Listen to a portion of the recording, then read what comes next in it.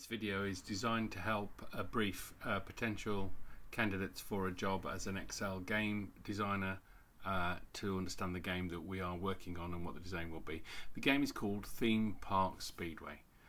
Let me take you through some quick elements of the basic setup. The game will be run virtually. That means people will be playing the game on a Zoom or Skype interface in which they will be seeing a Kanban board on a screen. I will show you the Kanban board in a moment. Also playing the game or running the game will be someone I'll call the game runner. That will be me and people like me, and we will have on our screen where we are a control dashboard, which is what the Excel system will be. It will control the game and explain to the people who are playing it virtually what to do.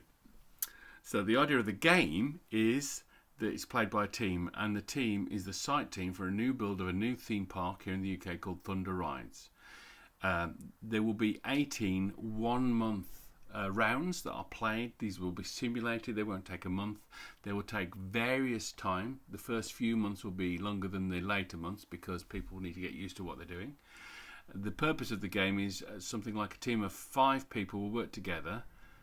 Digitally, though, they'll be competing against other teams who have played the game over time.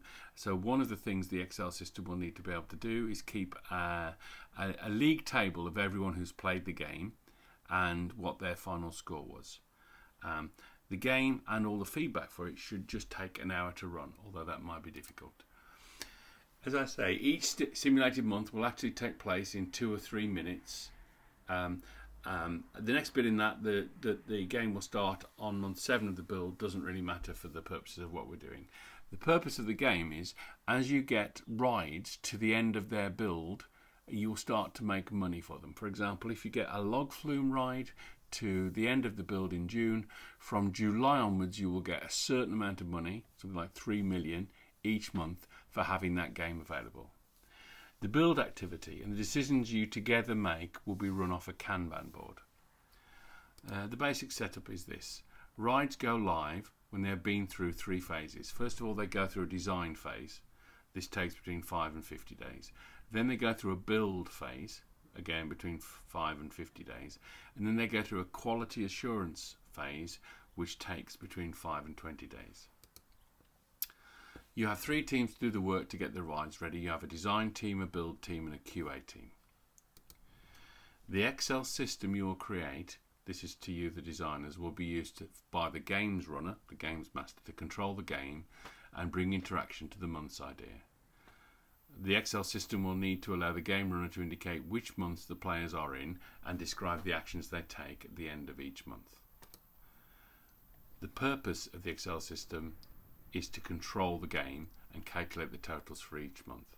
So we want to say again, 5 people will play the game virtually with all of them attached on a Teams or Zoom or Skype call, along with a game runner who will control the game with a set of slides and will also use an Excel system to create the following.